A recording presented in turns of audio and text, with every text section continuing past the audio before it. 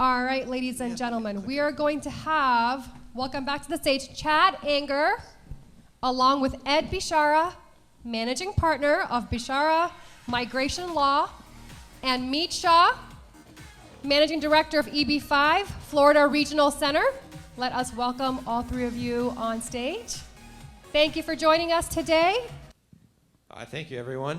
I know this is a topic that there's been some press on recently, but we've got the right group up here. Mr. Bishara is the migration law attorney. He specializes in EB5. He's got his finger on the pulse of what's happening in that industry specifically, and with the legislation around it, and of course meet with the regional center. Certainly give you a perspective on what's going on in the industry as well. Good. Thank you, Chad. I'm going to go through these slides very quickly, and basically what Chad is saying is that I'm old. I've been practicing law now for 39 years and doing EB5 for 30 years. And so we do a lot of EB5, but we do a lot of other migration processes as well. But we're going to run through these slides very quickly, and then we're going to interact with each other. So there'll be interaction. You could even ask questions as we go through the process, but I think it would be very interesting, a little bit of a different move for you all. So let me do this. Let's see if we can go through the slides. Predictable processes for obtaining conditional permanent residency for foreign national investors. Right now, we're going to talk about EB5. If you forget about EB5, it's Employment-Based Category 5, or EB, Edward Bishara. I was born on the 5th. And the number of our building where we are located in Orlando is 555. So, I don't know. We've got the speakers up there. Again, two types of EB5 projects. As I said, we're going to go through this very quickly and then we're going to interact. Two types of EB5 projects, EB5 Direct, which is a permanent program, and EB5 Regional Centre Pilot Program, which needs to be reauthorised every, let's say, couple of years.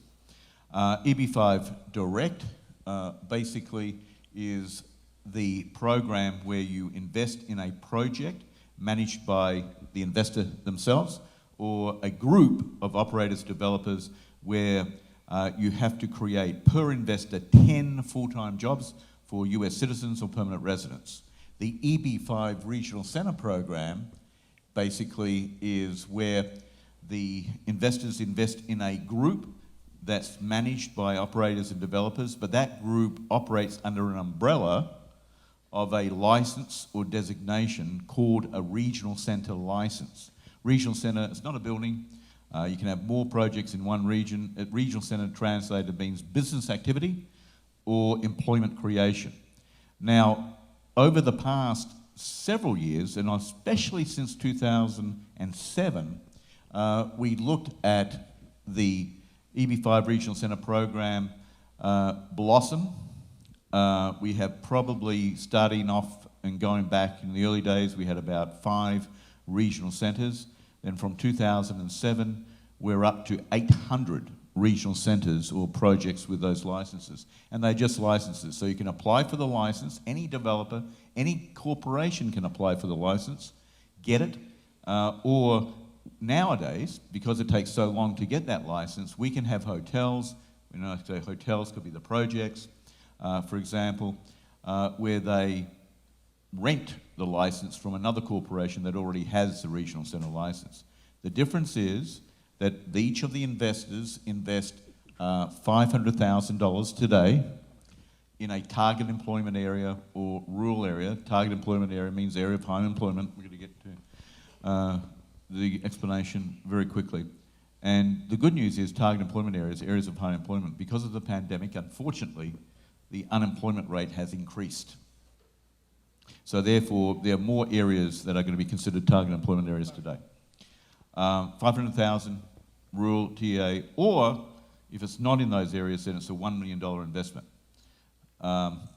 We're going to talk about the fact of reauthorization. The EB5 Regional Centre program was not reauthorized June the 30th, but we anticipate in the industry that it will be reauthorized in the beginning of December. Right now, there's a couple of issues. 90,000 EB5 investors under the Regional Centre program have had their processes stopped by the US government because the program was not reauthorised. That's probably about $5 billion on hold. The money, though, has already been invested in the hotel projects or the other projects. So when it's reauthorised, we're going to start up again.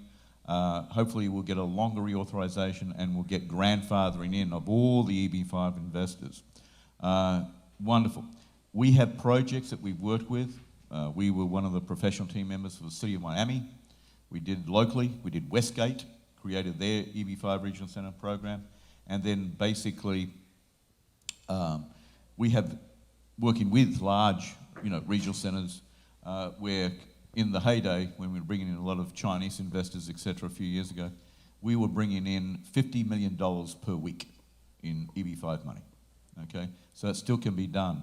But I think that, Chad, we got to just interact right now. So basically, I would like to know right now, knowing that we have an overall picture of what's going on with EB5, what experiences have you had with the non-reauthorization, and when it is reauthorized again, do you see that there's going to be a surge of foreign investors coming in? Well, right now, the people want to come from the outside the country, and they want to come here, but direct investment is not that easy because it's a rural area, and you have to have a targeted employment area. You have to create the 10 jobs. So it's the, when people think about direct investment, it's a little hassle for them because they have to create the jobs and they have to do their own diligence and everything. In regional center, it's become easy because, they just transfer the money and they get the easy, the process done in 5 years. Right. And Chad, thank you. We're going to go back and forth. But Chad, when we bring in an EB5 money, let's say the normal regional center program, we look at the capital stack usually, and the EB5 regional center projects, we can bring in one investor, we can bring in 100, 200, 300 investors. But when we talk about the EB5 direct, each investor has to be responsible for the creation of 10 full-time jobs by either Americans or permanent residents. Now, under the regional center program, which is wonderful, the US Immigration Service has allowed acceptable methodologies for the projects, for the developers, for the hotels. What they can do is we go to our team of professionals, the team of professionals, as you know, business plan writer, economist, securities attorney. And so what we can do now with these projects, instead of bringing in 100 investors and creating 1,000 jobs, 10 jobs per investor, the government has allowed this methodology, right? So we can show through construction expenditures that we, with a calculation, can calculate indirect jobs. That's why this program became very popular with the larger hotels, with the larger companies, because we could bring in many hundreds of investors this way. Now, when it comes back to normality, and we'll talk about direct, but right now, with and both of you can comment, as part of the capital stack, these investors are coming in at less than 1%. Less than 1%. They're only interested in getting the green cards. So less than 1%. And then the money comes in from the EB5 investors. We have to show a nexus between their money and job creation. So now the projects, the hotels, are using traditional funding to start spending money on construction, and then subsequently the investors' money comes in, and it's a bridge. And then they can show a nexus by paying off the more expensive loans and then counting those previously created jobs. So Chad, I'd love to have your comments and then your answer. No, that's exactly correct, right? So if you think about a new construction project, who's lending on new construction in today's industry? And typically it's either going to be a bridge loan until that construction's complete, then you're going to have your takeout loan. It is important to think through the capital stack on the takeout loan at the time of construction too, because we don't just want to be thinking about the initial construction loan. We also need to be thinking through how is this going to look once we have long-term financing on the project. The good thing, with EB5, I think it's important to mention, typically what we see the regional center come in as a mezzanine loan. So it is a secondary or even third in the capital stack versus a direct project where you're actually going to be investing as an equity investor. And so that one, we do need to show the concrete 10 jobs created with a direct investment, but you are a true equity investor in that project. So it's, as we think through different construction options, pretty much what we're up against in today's market is primarily bridge. There's very few banks lending in hospitality, but hospitality is not always the only property type that I want to talk about today, because we look at job creation, and that's important. Within hospitality, of course, you have your limited service, which doesn't have as many jobs created as a full service, because you can count the restaurant, you can count the bar, you can count all the other things with all the other people that you have working for you, all the staff. Some other types of projects that you've done, that you've seen a large number of jobs created, maybe in the warehouse space. And I'd love to hear from you, but most of the jobs are created indirectly first, and even before the investors get their conditional green card, and they have it then for 2 years. But the process of getting their conditional green card is a 2.5-year process, right? And we make sure that it's 2.5 years. Otherwise, we file lawsuits in federal court to force the government to make decisions, right, within 60 days. So that's common.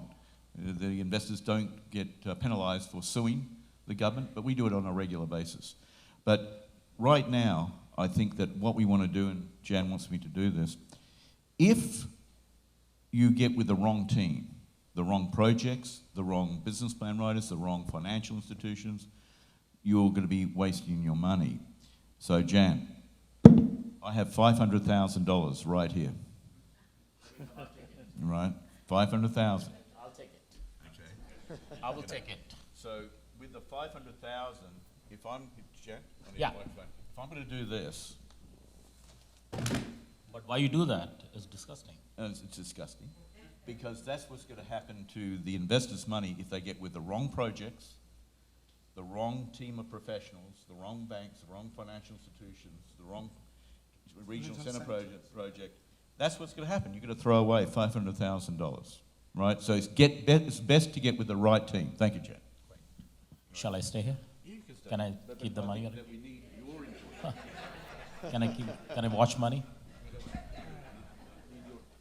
Right. So Mr. Bashara, it's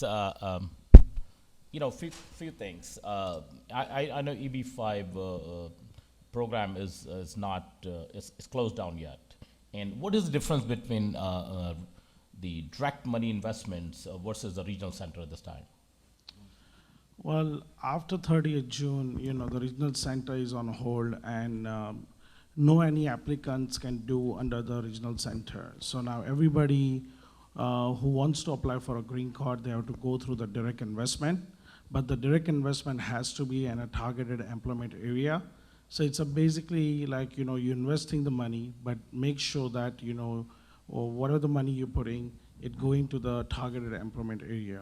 That is very, very important, and you need a right team, like as Mr. Bashar said, regarding about the team, a lawyer team, the project and everything, because it's not just a 1 year journey, it's a whole 5 to 6 years journey for the getting a permanent green card. So, you have to make sure that where you're putting, and you have to do the diligence behind it. You think it is safe to invest a direct investment? It's very. Can you hear me? Yeah, sure. Can you hear me okay? Yeah. So basically, direct or regional center, they're both safe. But again, it's investment due diligence that's required. There are investment advisors that can be owing a fiduciary duty to the investors. The projects themselves can have the financial information showing the investors that it's pretty safe. And then, of course, we as immigration lawyers will offer the immigration due diligence. But remember, with EB5, the law and the policies require the investment money to be at risk 100% in the project, usually now for a 5 or 7 year period. Yeah. 5 or 7. So there's no way that there can be an exit from the project until the end of the 2 years of conditional residency of the green card. Remember, the EB5 process is two processes, an immigration process and an investment process. So the investment has to be at risk 4, 5, 7 years. Can't exit because it has to be at risk until the end of the 2 years residency. But I'd love for both of you to comment that when is there an exit, you can't guarantee a return of capital, cannot be guaranteed. But there will be a return of capital, and I'm interested to know from both of you how you would like to see that return of capital without guaranteeing a return of capital to the investors. Is it going to be refinancing of the project or what? You know, so go ahead. Yeah, sure. I think it ultimately depends on the end goals of the the group and whoever's sponsoring that project, right? But absolutely, there's opportunity to cash out and pay off that investor, so the current sponsor then can utilize the new equity in the hotel or the project to pay off any other investors. Or if you're going through the regional center, you can certainly utilize the same strategy to pay off a mezzanine loan. And I think they're both great options. The other option, of course, is to sell.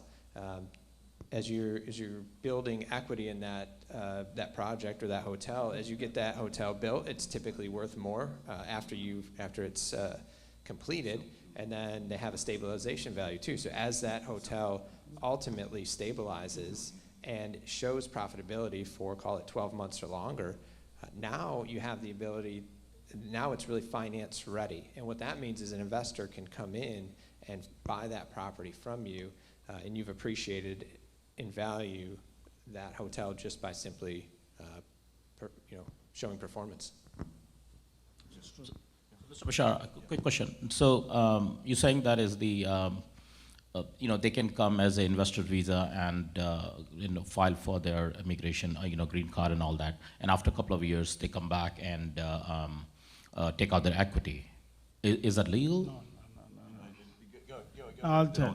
Okay, so once the investor invests the money, they have to wait for 2.5 years to get their temporary green card. After temporary green card, they can come to United States and they can do legally work and anything, but they won't get their the money, whatever they invested, they cannot get money back unless and until they get the permanent green card. So it takes 6 to 7 years to get their money back. Oh, I see. So Jad, can I comment quickly? Sure, Yeah, sure. A lot of people, when they invest in EB5 projects, whether it's a pooled direct investment, which they are available now, most of the investors are coming in with a pool of 4 investors, because it's 40 jobs. That's right now you can invest in EB5 direct pooled projects at 500,000. In December, it may jump to 700,000. We don't know. So basically, the investor can live anywhere in the world or the US. They don't have to live in the same location as the project. And a lot of investors say, well, look, we're going to invest in technically a passive investment, regional center program, but we want to come into the US right now, within the next few months. And then we look at the ways they can come in. And a lot of these people are investors. So if they're coming from India, Brazil, Russia, we look at those investors. There's one investor, it's a non-immigrant investor program called E2. They have these letters and numbers, the immigration process. So E2 means that you are a citizen of a country that has a treaty with the United States, and you can come in as a citizen of that country, buy a small franchise, maybe 100,000. You can bring in your family, spouse, children under 21, get that visa in the matter of a few months. But what about the Indian nationals? What about the Brazilians or the Russians? There's no treaty between these countries and the US. So immediately, and I'm on the advisory committee of the Investment Migration Council, which is based in Geneva, Switzerland. And we look at the credibility of all these foreign national investors, high net worth individuals moving from country to country to get residency or citizenship in other countries and preserving their wealth. We can get the Indian national, Brazilian national, Russian national, get citizenship in one of these countries in a matter of 4 months. So we go to a country like Grenada in the Caribbean. We know the Prime Minister, we know the people there, and then we get with our team members, we get the citizenship in those, like Grenada, within a matter of 4 months, buying real estate, and then they come in. 250,000. Yeah, it could be. And then basically they make the investment in a little business in the US, and then the whole family comes in, 5 years, multiple entry. So now while they're waiting for the EB-5 to be approved and get the conditional residency, they're here running a little bit of business, their spouse can work anywhere, their children can go to school, fast track, right, to come into the US, right? So, Mr. Bashar, I just got a question actually. Somebody sent me a question. Is the investment has to be personal fund required, or it can be any company fund? They can, as long as they can show that where the money is coming from, legal source of money, they can borrow the money, they can, get the loan, they can get as a gift money as well. Specifically, like, in India, like, there is no tax on gift money, relatives, So, depends, but, here in the United States, you can give up to $14,000 per person per year, and you can do up to 5.5 million throughout the whole life as a gift. I know, Meet, you have done a tremendous job when it comes to the EB-5. I've seen your projects, and I have invested with you in those projects. I do have another question just came out. I think this is for Mr. Bashar. I know me and you went to Brazil and brought tons of business from Brazil. And the question here is what is the ratio versus 6 years ago and now, a change in EB-5? Well, basically, I think that, talking about the ratio of what now? Yeah, it's what is the percentage gone down or in EB-5? Yeah. Okay, so right now, right until November the 1st of 2019, we were seeing, on the average, about 14,000 investors under the Regional Centre Program per year. With COVID, it dropped. And then November the 21st, we saw an increase in the minimum investment from 500 to 900,000 in a TEA or rural, and if not, 1.8 million per investor, jumped. There was a federal court case in June. They said the regulations were enacted incorrectly, so they basically vacated the new regulations, and we're back to the original regulations now of 500,000 minimum, and hopefully a lot of the investors will invest now before December the 3rd. Yeah, once we get the reauthorization, and we anticipate next year, there will be a huge rush, thousands of investors wanting to come in under EB-5. Basically, we're getting 3 phone calls or inquiries today just from India for EB-5, just from India. So basically, Chad, did you want to comment? I mean, I'll take a few more questions. I think keep getting some questions here. Can foreign national borrow against their personal assets? Yeah. Right now, I think I'd love to have comments from Chad and, of course, you. But this is what we're getting from foreign investors. They want to preserve their wealth. They've worked hard for it. They have assets in their own country, assets in the US. And, they may want to invest in assets in the US. So that's one of their main priorities right now. When you invest directly into an EB-5 project, as we said, you're investing 100% risk. The projects cannot guarantee redemption. Any part of a guarantee that they will get their money back cannot do it. So what investors can do, they can put their money into real estate here, townhomes. They can put it into buildings, corporate buildings, commercial buildings. They can put their money into wealth management products, money market accounts, bonds.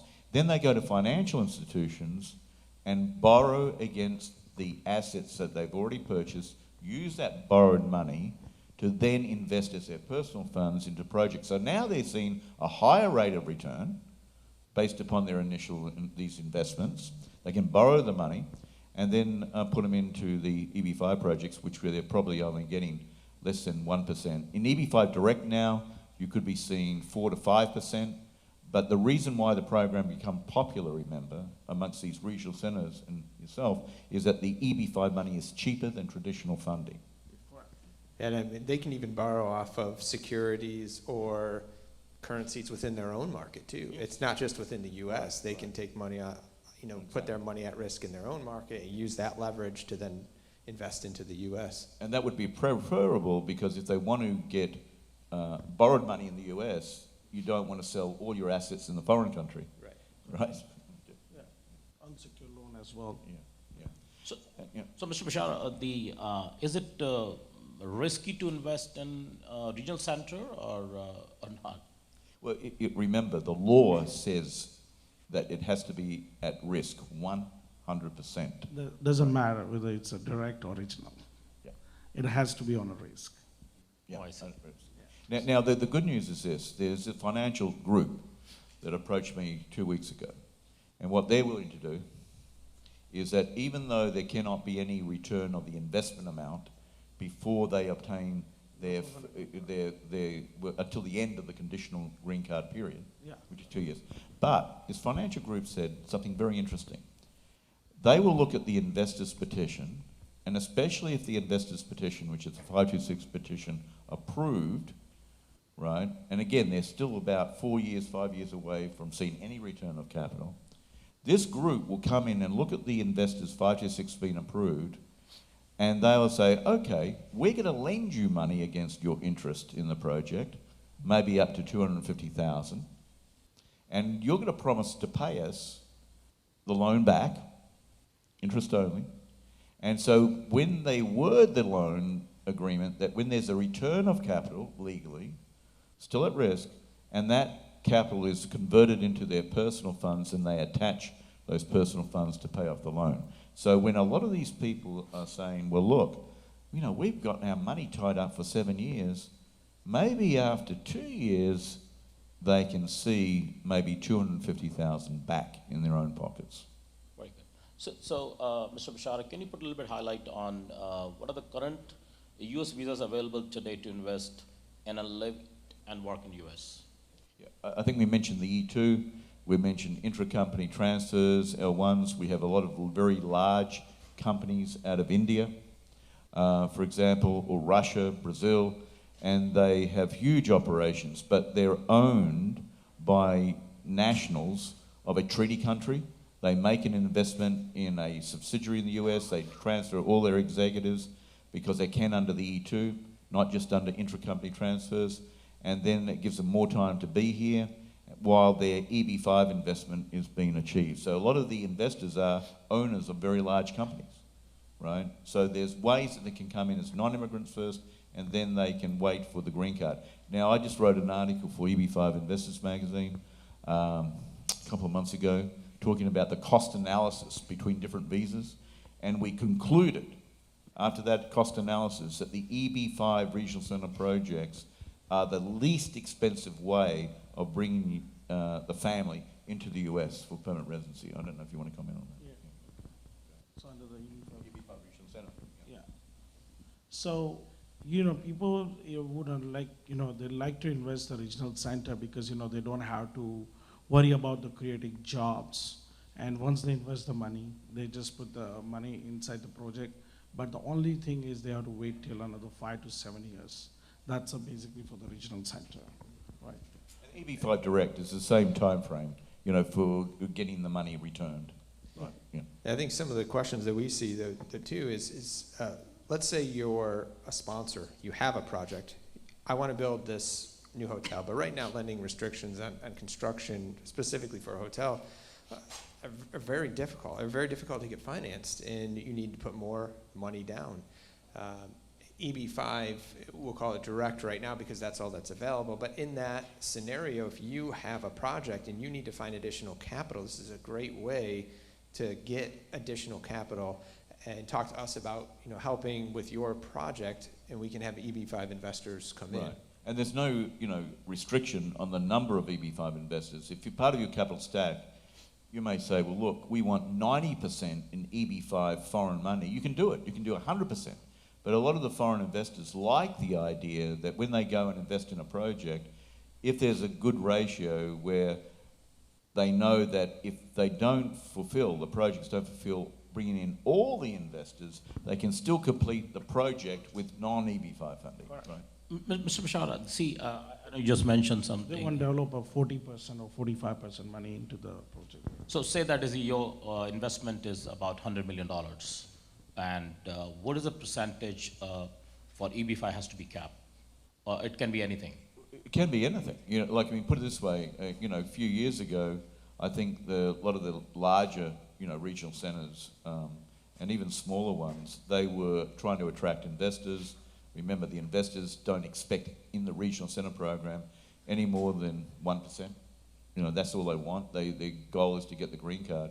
And they want to be sure that the project can be completed, right? And again, it's not only investment due diligence, but we bring in our team to make sure that the credibility, like yourself, the credibility of the principles behind the project are legit.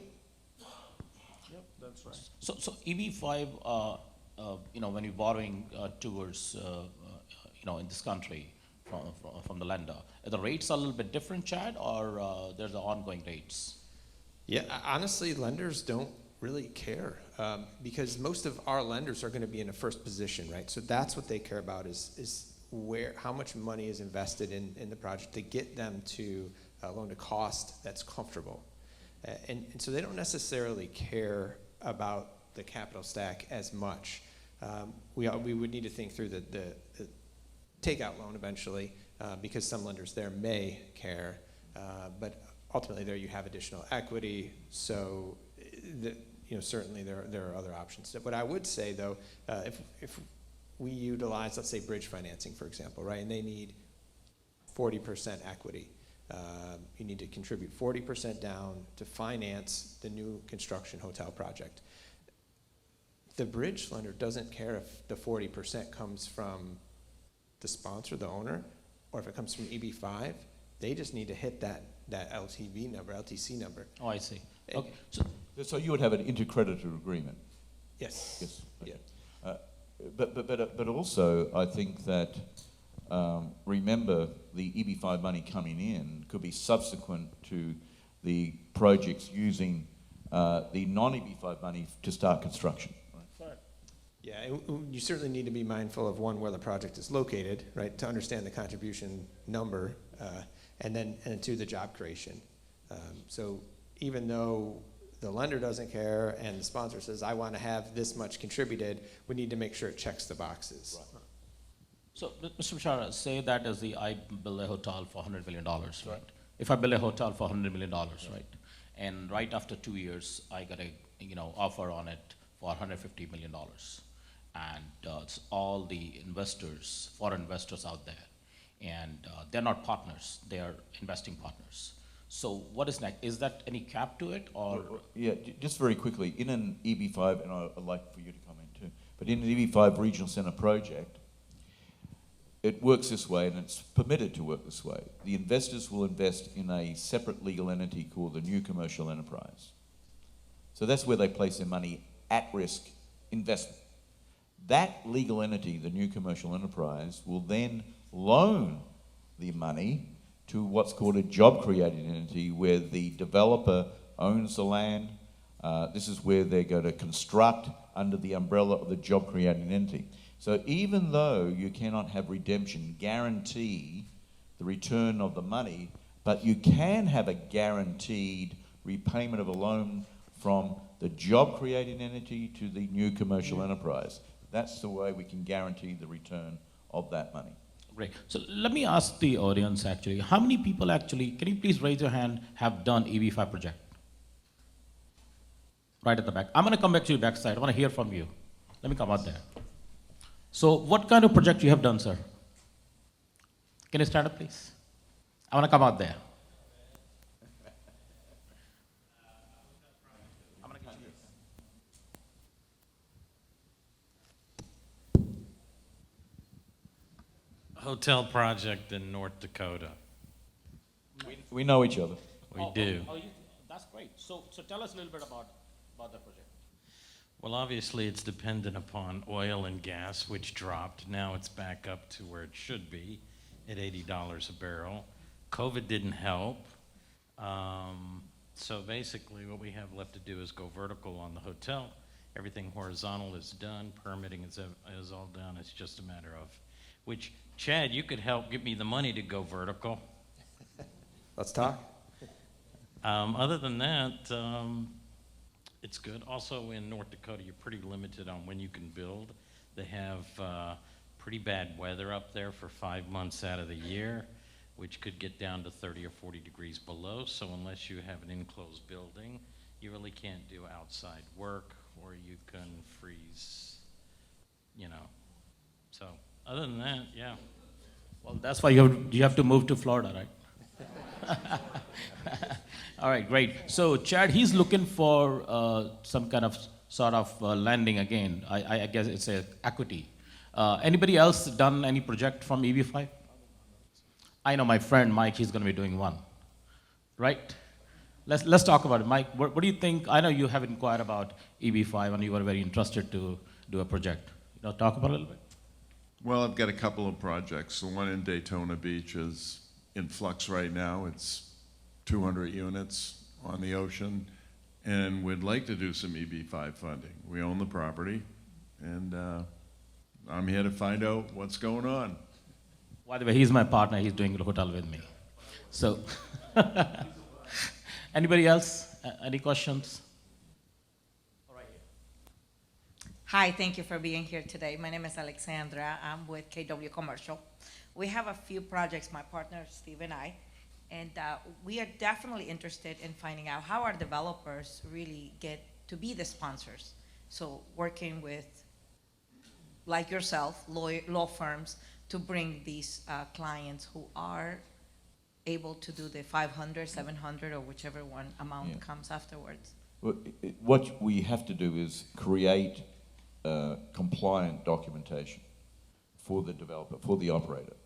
And then the team of professionals will include financial institutions, existing regional centers that may want to lend or rent their license, and basically the team would include the immigration lawyer as well as the securities lawyer, because the SEC considers this as an offering, right? So it's either a Reg D offering, Reg S offering, depending on where the investors are going to be seeing the project. And then we've got the business plan writers, the economists. These are all experienced personnel that can create the documentation. That documentation will be attached to each investor's petition, plus the documentation authenticating the lawful source of funds. Those petitions are then filed with the Immigration Service. So for you to become a sponsor or a EB5 Regional Center developer or direct, the documentation is created by the team. And we put the team together, yes. Well, Mr. Bashara, I think we have 3 minutes left and everybody's hungry for lunch. Sure. And, but we might have one more question we'll take from slide. Thank you, Mr. Bashara. And I have a quick question. So let's say in 2.5 years, they get a temporary green card for 2.5 years. Conditional green card. Conditional green card. And 5 years or 7 years on the road, they will get a permanent green card. 2 years later. Right? They apply. But meantime, that project gets failed. Gets what? The project gets failed maybe. Let's say something happened to that project. Yeah. That means they will lose the money and they will lose the green card too, or they will just keep the green card. Okay. You remember there's two processes, the investment process and immigration process. At the end of the 2 years, if the investor is able to file what's called the I-829 petition and show that the investment was at risk and the required number of jobs were created, they'll still get the full green card even if the regional center or the project fails, right? So we're good on the immigration side. Now we have to look at the project failing. If it fails not for fraud, but for legitimate reasons, could have been COVID, could have been something else, well then we have to see how through the receivership there could be funds coming back to the investor, right? Because that happened with a big project, one of the original regional center projects in Vermont called JPEAK. There was a little bit of fraud there, and so the receiver came in, Michael Goldman from Miami. He really looked at the whole structure, and he was able to sell some of the assets to get some of the money back to the investors. Okay.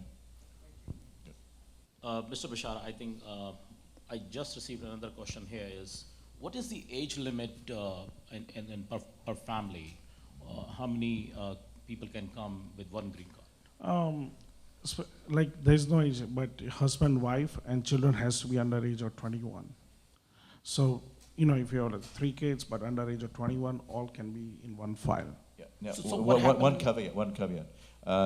if you file the 526 petition for your spouse and children under 21, we have a case right now. The investor has to make an investment in an EB5 Direct. The child is about to turn 21 in November. As long as the petition is filed before the child turns 21, then if the child turns 22, they don't have the conditional green card yet, they're grandfathered in. The child is grandfathered in. So say that as the, kids are 19 or 20, Yeah. but they also married and they have kids. What happens next? Yeah, they can be included. They can be included? Sure. Even their kids also? Yes, yeah. So means is if somebody is investing, $900,000. Yes. Husband, wife, and 2 kids, and those 2 kids, 19, 20, they also married, they have kids. Well, and again, it depends on the circumstances. What you can do is that the child has already turned maybe 21 or even under 21, and they marry, because they have a conditional green card, they can also, again, separately petition for their spouse and if they have any children. Okay. Right. Thank you, everyone. Does anybody else have any question? We'll take one more. Should I come there? My name is Francisco with Anabito Commercial Real Estate. I'm a commercial real estate broker in Orlando. The question that I have is, historically, we have seen influx of money coming in for these projects from different regions of the world. What are the most recent countries that are supplying most of the cash that is coming into the United States for these projects? Historically, we've seen Venezuela, we've seen Brazil. Where's the money coming from these as of recent, last year or so? We're seeing, and I'd like to have comments from the other panelists, but of course we're seeing a lot from Russia, India right now. India will be booming this year and next year. We're seeing, of course, Brazil. I was past vice president of the Brazilian American Chamber of Commerce. We're seeing a lot of people coming in from the UK, through Dubai, from the Middle East, a lot of different countries. It's a lot of different countries. But I think that it will be interesting to see that when the program's reauthorized, where are we going to be seeing the investors? We're right now seeing an interest from almost every country that we've come across. All right, great. I think Angela's keep looking at me, so because we have to wrap up. And who should take this money, though? I tell you what, if anyone wants to give me their business card, I'll give them a $100 bill. Very nice. Okay. Angela, to you. All right. Thank you so much for the fantastic work that the EB5 team is doing for the industry. Thank you for being here. Round of applause, please.